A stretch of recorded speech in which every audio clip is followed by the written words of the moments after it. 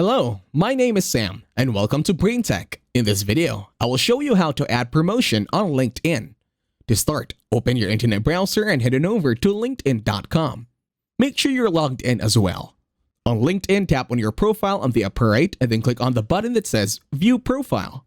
Once on your profile, scroll down and head on over to Experience. Over at Experience, click on the plus sign and then click on Add Position.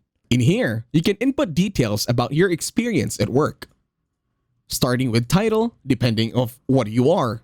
In my example, I'm going to be putting in video editor. Over at employment type, I'm going to be putting in part-time. All you have to do this time is to take your time and input as much details needed so that you can add it over at your LinkedIn profile. Once done, click on the Save button on the bottom right.